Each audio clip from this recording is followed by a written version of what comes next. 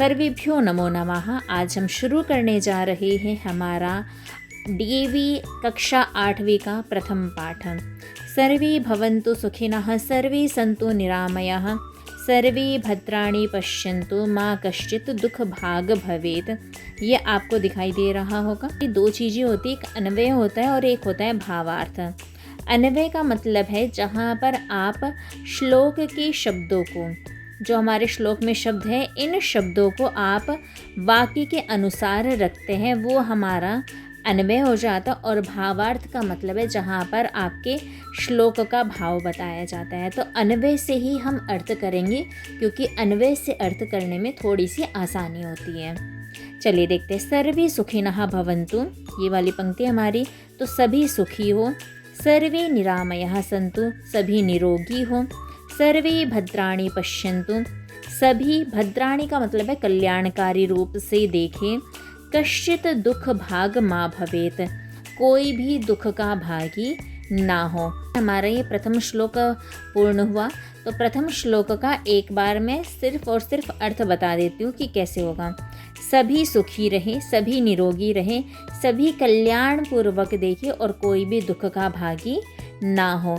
अब हम आगे चलते हैं और दूसरे श्लोकों को देखते हैं। अधमः धनमिच्छन्ति, धनं मानं च मध्यमाः, उत्तमः मानम् इच्छन्ति, मानो ही महतां धनम। इसका भी अन्वय से ही अर्थ करेंगे हम। यहाँ पर सब अर्थ करने से पहले ये जान लीजिए कि 3 प्रकार के मनुष्य बताए गए हैं।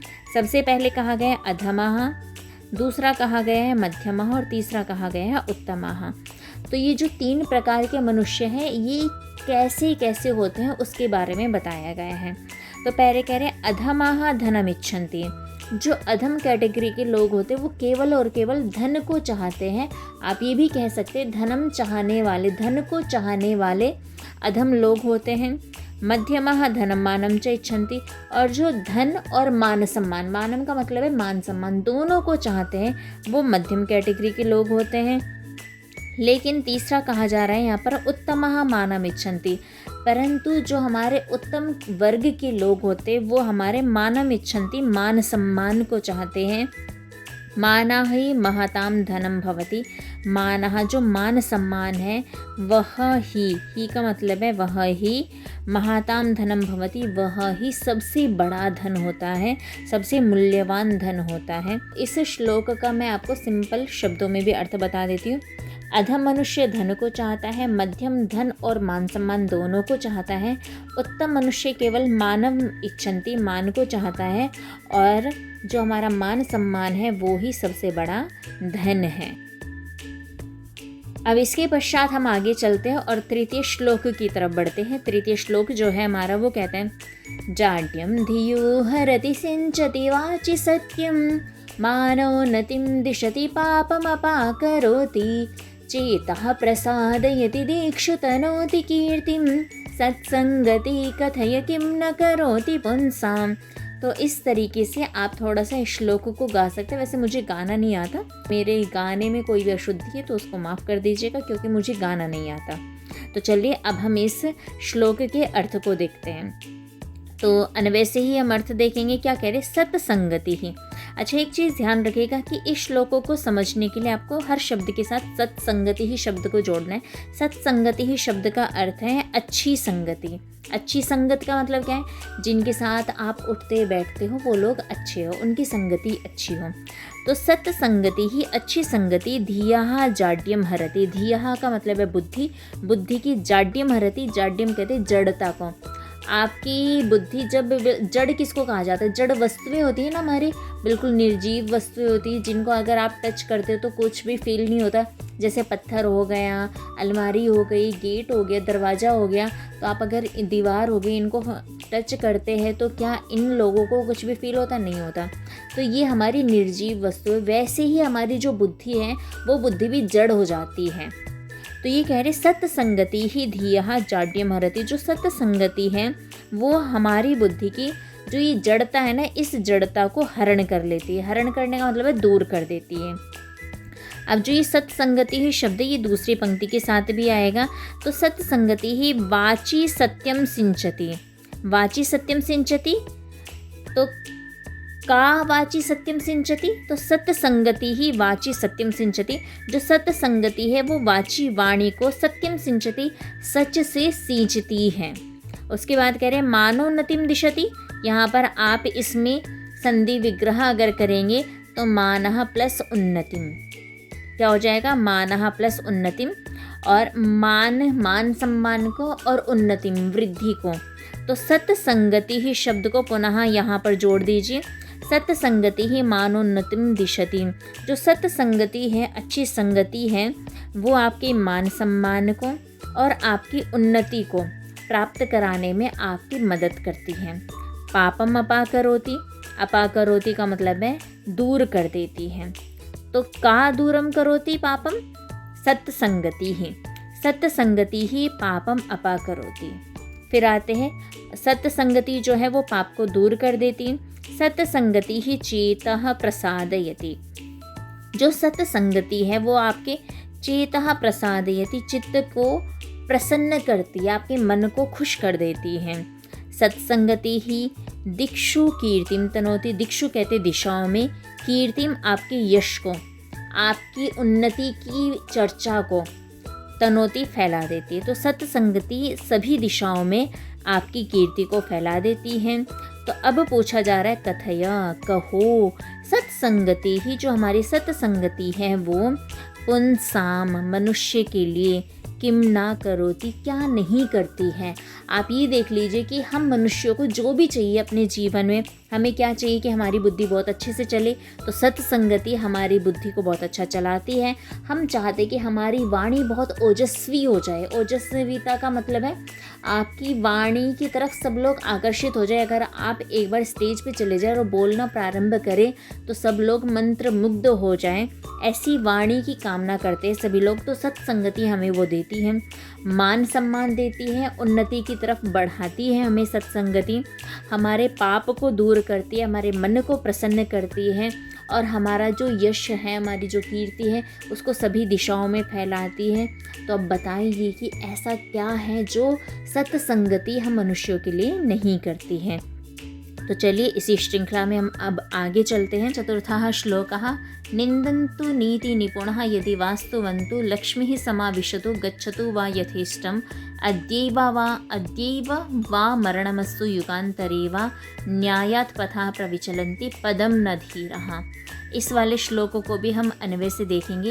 ये कह रही नीति निपुणः। तो सबसे पहले आपको इस शब्द को देखना है कि ये शब्द क्या कह रहा है। नीति निपुणः, नीति का मतलब होता है व्यवहार करने में जो कुशल है। निपुणः कुशल है, तो नीति निपुणः व्यवहार करने में जो कुशल है। यदि निंदन्तु स्तुवन्तु वा, ठीक है। जो व्यक्ति नीतियों में कुशल होता है उस व्यक्ति की अगर आप निंदन्तु निंदा करते हैं, स्तुवन्तु वा या फिर आप प्रशंसा करें। जो व्यक्ति व्यवहारशील है, व्यवहार करने में निपुण होता है, उसकी आप चाहे निंदा करें चाहे प्रशंसा करें। लक्ष्मी ही समाविशतु यथेष्टम वा गच्छतु। और उस व्यक्ति के पास लक्ष्मी ही मतलब कि हमारा धन, लक्ष्मी ही हमारी धन की देवी समाविशतु आ जाए, यथेष्टम वा गच्छतु। यथेष्टम का मतलब है अपने मन से वा गच्छतु चली जाए। मरणम अद्यैव अस्तु युगान्तरे वा। मरणम मरना, अद्यैव अद्य प्लस एव, अद्यैव वृद्धि संधि होगी। अद्यैव मरणम मरना, अद्य एव आज ही अस्तु हो, युगान्तरे या फिर कुछ वर्षों के बाद हो। देखो मरना तो सभी को है, लेकिन ये कह रहे कि मरणम अद्यैव वा युगान्तरे वा, चाहे आज मरना हो या फिर कुछ वर्षों के पश्चात। तो धीराः नीति निपुणः च। यहाँ पे दो तरीके के मनुष्य हैं, उनके बारे में बात कही गई है कि नीति निपुणः जो है और धीरः जो है, ये दोनों के दोनों लोग, चाहे तुम इनकी निंदा करो चाहे तुम इनकी स्तुति करो। स्तुति का मतलब है प्रशंसा करना। चाहे लक्ष्मी इनके पास आ जाए या फिर छोड़ करके चली जाए, इनकी मृत्यु आज आ जाए या फिर कुछ वर्षों के पश्चात आ जाए, तो ये दोनों तरीके के मनुष्य, नीति निपुणः और धीरः, न्यायात् पथः। न्यायात् पथः कहते न्याय के रास्ते से, पदम न प्रविचलन्ति, पदम कदमों को, अपने कदमों को न प्रविचलन्ति विचलित नहीं होने देते। तो जो ये दो तरीके के मनुष्य हैं हमारे संसार में, चाहे कोई भी सिचुएशन आ जाए, ये दोनों के दोनों न्यायात पथा पदम न प्रविचलन्ति, न्याय के पथ से अपने कदमों को विचलित नहीं होने देते हैं। तो अब हम आगे चलते हैं। आगे चलते हुए हम 5वां श्लोक यहाँ पर पढ़ते हैं। 5वां श्लोक है, पापान् निवारयति योजयते हिताय, गुह्यं निगूहति गुणान् प्रकटीकरोति, आपद्गतं च न जहाति ददाति काले, सन्मित्रलक्षणमिदं प्रवदन्ति संता। अच्छा देखिए, ये वाला श्लोक बड़ा मज़ेदार है। ये कह रहे सन्मित्रलक्षणम इदम प्रवदन्ति संता। संता जो सज्जन पुरुष हैं, जो हमारे विद्वान व्यक्ति हैं ना, उन विद्वानों ने प्रवदन्ति कहा है। क्या कहा है? सन्मित्र लक्षणम इदम। सन्मित्र कहते हैं अच्छे मित्र। अच्छे मित्र के ये लक्षण हमारे यहाँ पर बताए गए हैं। क्या बताया गया है? तो अन्वय से देखेंगे। पापात निवारयति, पाप से दूर करता है। हिताय योजयते, हित के कार्यों में नियोजित करता है। गुह्यम निगूहति, जो छिपाने योग्य बातें हैं उनको निगूहति, छिपा लेता है। और उसके पश्चात कह रहे गुणान प्रकटीकरोति, आपके गुणों को प्रकट करता है। काले, समय आने पर। सहयोगम ददाति, आपकी सहायता करता है।